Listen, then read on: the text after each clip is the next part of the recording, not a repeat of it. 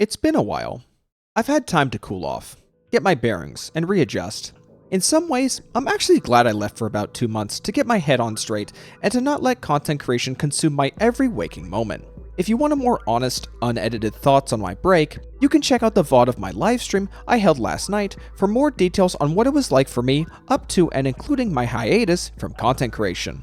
Of course, I will be live streaming tomorrow as I pull for extra Vivian copies in version 2.3 of Zenless Zone Zero when the server maintenance period ends. However, before I do, we need to talk about the controversy surrounding her upcoming skin. Iris of the Shore debuted during the 2.3 livestream for Zenless Zone Zero as a milestone reward for players who put at least 180 event pulls into any limited banners for the duration of version 2.3 or version 2.4. Vivian's skin will then be placed in the shop for direct purchase at the start of version 2.5. Or that's at least what we were anticipating would happen. Unfortunately, players have been given a curveball a day before the patch goes live by Hoyoverse themselves. Vivian's skin will not be available for sale the moment we roll over into version 2.5. Rather, the skin will temporarily be vaulted for 6 months until it will return for direct purchase,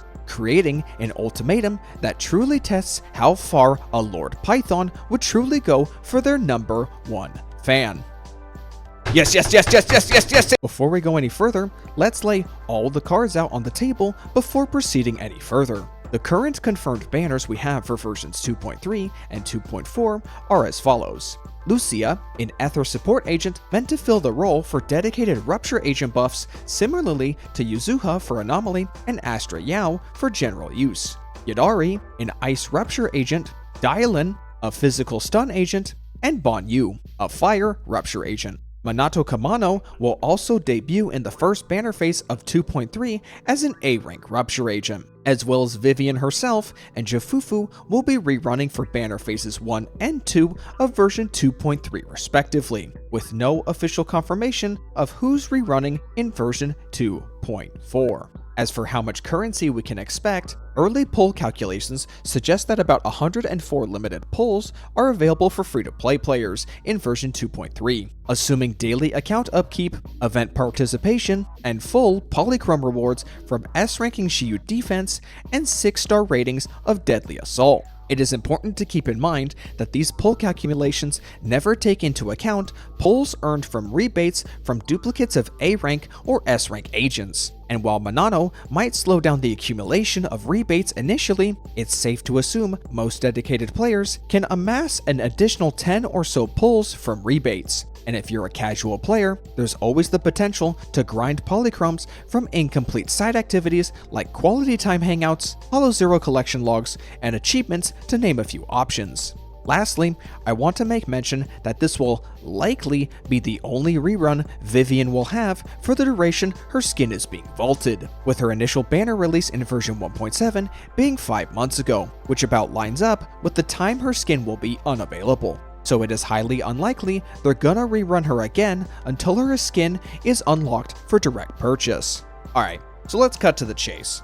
If you're a meta player, you're not just gonna sit on your hands and let the Astra Yao of Rupture slip right by you. If you want to play Rupture, you're going to pull Lucia. If you skipped Vivian on her initial release, like many people did on account of her personality, then you don't even have a horse in this race and you can go sit back down. If you skipped her thinking she wasn't strong or were anticipating Yijuan, well, now you know just how powerful she is 5 months later and can comfortably pull on her for your anomaly teams or even pull on her strong duplicates. If you're waiting for Yi Shangwang, Yang Shuanghuang, Ye Shuang, fuck that's hard to say, or the Angels of Delusion, you probably weren't even considering Vivian to begin with, and are either going all in on the all but confirmed Void Hunter or Blue Archive ZZZ edition. If you're saving for a Yijuan rerun, you're pulling Jafufu. If you're a male enjoyer,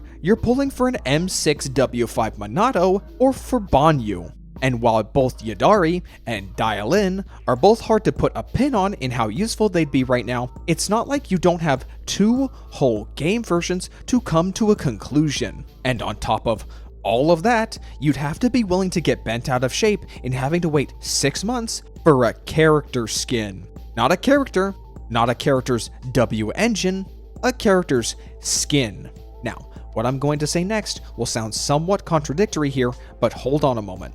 Does the 6-month vaulting of the Vivian skin reek of desperation from Hoyoverse trying to pull a fast one on players before they drop the next Void Hunter? Yes.